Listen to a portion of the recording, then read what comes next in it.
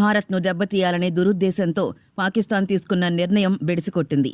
ఆ దేశానికి ఏటా వచ్చే కోట్లాది డాలర్ల ఆదాయానికి గండిపడింది. పహల్గాం ఉగ్రదాడి తర్వాత తమ గగనతలం మీదుగా భారత విమానాల రాకపోకల్ని నిషేధిస్తూ పాకిస్తాన్ ప్రభుత్వం ఆదేశాలు జారీ చేసింది.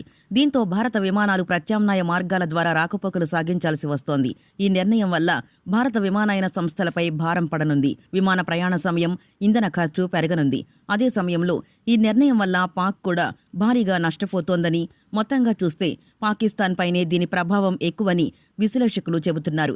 దీంతో భారత్ను ఇబ్బంది పెట్టాలని పాక్ తన గోతిని తానే తవ్వుకున్నట్లయిందని అంటున్నారు.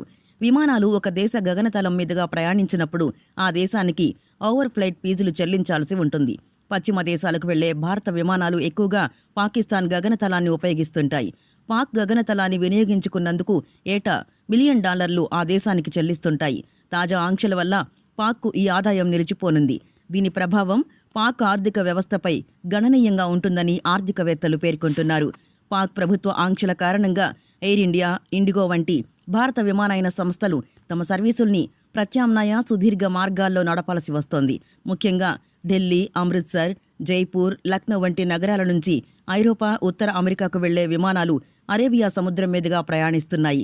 దీనివల్ల ప్రయాణ సమయం 2 గంటల నుంచి 2.5 గంటల వరకు పెరుగుతోంది. ఫలితంగా ఇంధన ఖర్చులు అధికమవుతున్నాయని విమానయాన సంస్థల అధికారులు తెలిపారు. గతంలో 2019లో పుల్వామా దాడి తర్వాత కూడా పాకిస్తాన్ ఇదే విధంగా గగనతలాన్ని మూసివేసింది.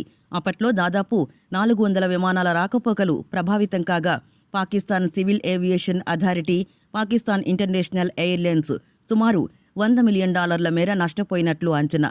ప్రస్తుత చర్యలతో పాకిస్తాన్ మరోసారి అలాంటి ఆర్థిక నష్టాల్నే ఎదుర్కొనే ప్రమాదం ఉందని నిపుణులు హెచ్చరిస్తున్నారు.